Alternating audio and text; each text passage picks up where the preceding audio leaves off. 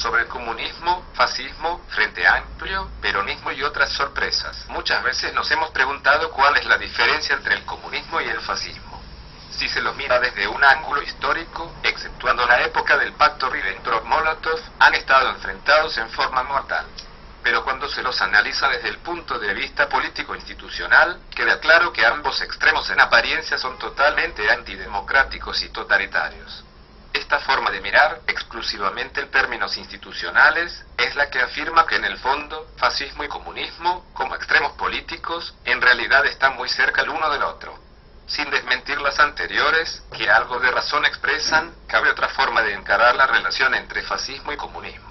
Fascio es una palabra italiana que significa literalmente as y se refiere a un haz de varas, lo que si se lo extrapola significa en sentido figurado liga, y que constituía una traducción italiana de la palabra fasces, símbolo de la autoridad republicana en la antigua Roma. Mussolini la usó, poniéndola a su movimiento fascismo, en el sentido de un haz de corporaciones, de ligas. El fascismo es básicamente eso, un corporativismo. Este consiste en defender a toda costa los propios intereses profesionales, sin importar ni la justicia, ni las implicaciones o perjuicios que eso pueda ocasionar a otros.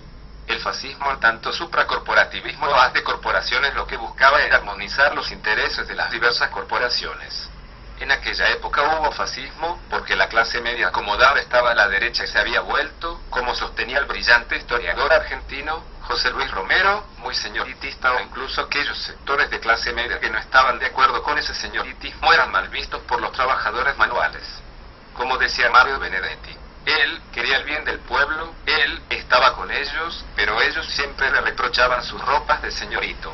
Esa conciencia muy aseñoreada elitista es la que hoy no existe en las capas medias que se pusieron a la izquierda y elogian de cualquier lado, lo que en su propio país no permitirían. Por eso, y aunque estamos al borde de un golpe civil y están dadas todas las condicionantes corporativas para el fascismo, las cosas no se dan de ese modo. Le falta el apoyo de las capas medias, sin el cual la alta burguesía no puede gobernar. Lo que le está ocurriendo a Donald Trump, que ojalá culmine su mandato, es bien claro de esto, es la clase media norteamericana quien lo rechaza, como se puede apreciar en las manifestaciones que suscitan en su contra. El comunismo es otro corporativismo, pero a diferencia del fascismo que lo es desde arriba, ellos lo son desde el llano.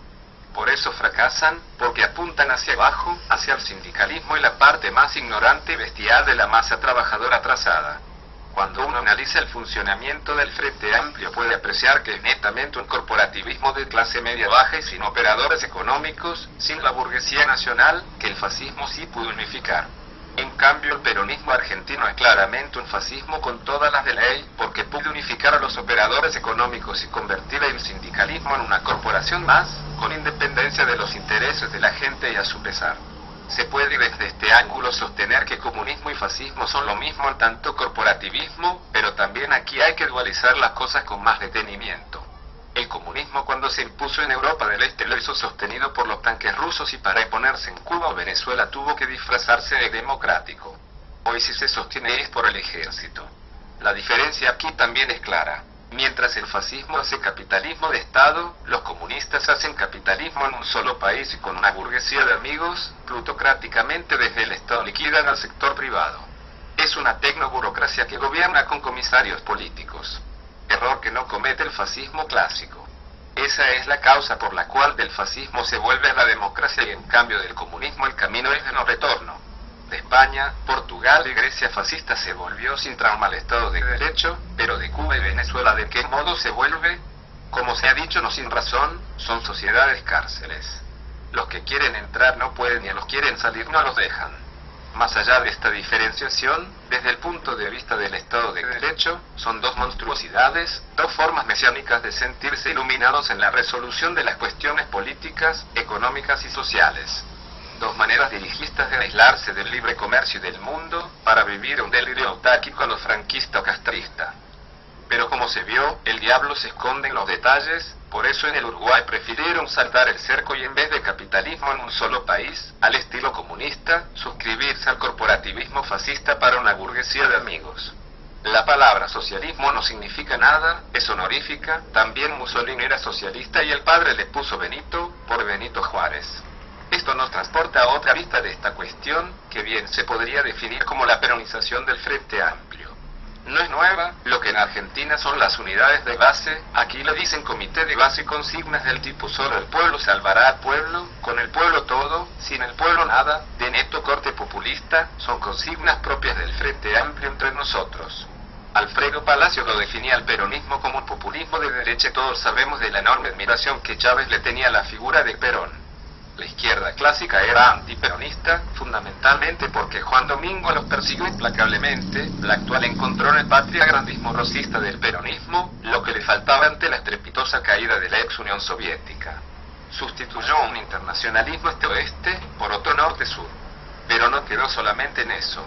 El peronismo es obrerista y capitalista, dice querer el bien de los patrones, para favorecer a los trabajadores y quiere hacerle un gran favor a los operadores económicos dándoles la razón en todo a los obreros. El tema es que los industriales, ganaderos y comerciantes, no quieren esa mano de bleque que Perón quería darles. El peronismo es un bonapartismo que funciona exactamente al revés del de Luis Bonaparte. Hace como que está con la patronal y les aumenta la carga social y tributaria hasta límites inconcebibles. Cree que tienen que agradecerle porque está comprando el futuro para evitar un estallido antisistémico. El justicialismo argentino es básicamente un pacto corporativista que cuando se rompe conduce a una catástrofe social, porque la puja distributiva que generó ante un cimbronazo de la economía se vuelve insostenible. El Frente Amplio lo imita, pero se encuentra que no tiene, por varias razones, piso sociológico para ir a lo mismo. Porque aquel es un sindicalismo de obreros sumergido y este es un gremialismo de funcionarios públicos. Porque el único sector propiamente corporativista en el Uruguay son los médicos y más nadie. Porque la clase media podrá estar confundida como en los años 70, pero es cualquier cosa menos obrerista. Porque el peronismo para ser creíble tiene que desideologizarse. En cambio el Frente Amplio, para no asumir responsabilidad por su pésima e incompetente gestión, tiene que ideologizar todas las cosas. El peronismo condujo a todas las provincias argentinas a la degradación social, el Frente Amplio únicamente a Montevideo. Saliendo del sector médico, el corporativismo en nuestro país es exclusivamente sindical, con un detalle adicional: en Argentina la opinión sindical ocupa un lugar en el escenario político general, en Uruguay en cambio es algo a lo que nadie le da la más mínima importancia. Hoy el peronismo está metido en un marasmo. Si le fija fecha al paro, la gente se lo va a llevar por delante y si no se la fija o la delata seguirán creciendo en el desprestigio creciente en que están. Vuelve nuevamente, al igual que en los años 70, la guerra a muerte entre la izquierda y la derecha peronista, solamente que ahora no es por el poder, sino por la sobrevivencia. Probablemente no sea Cambiemos quien gane las próximas elecciones, sino que el gran perdedor podría ser el cristinismo en puja contra el peronismo, aún allí en donde se enfrentan a Macri. Pedirle a un gobierno que cambie la política económica no es hacer oposición, porque les guste o no, la gente los votó para esa política y ningún gobierno que se precie la va a cambiar porque desde una tarima los gritos y piñazos entre ellos mismos le estén pidiendo que lo haga. Protesta sin consecuencias prácticas no es protesta, es un saludo en la OPO y en la oportunidad. El peronismo en tanto fascismo puro y duro necesita Indusio la duquesa, el Frente Amplio en tanto aprendiz de fascismo sin operadores económicos, no tiene ese problema, la clase media baja y los padres votan lo mismo en heladera. Lo que está indicando que en el fondo, son más corporativistas que aquellos.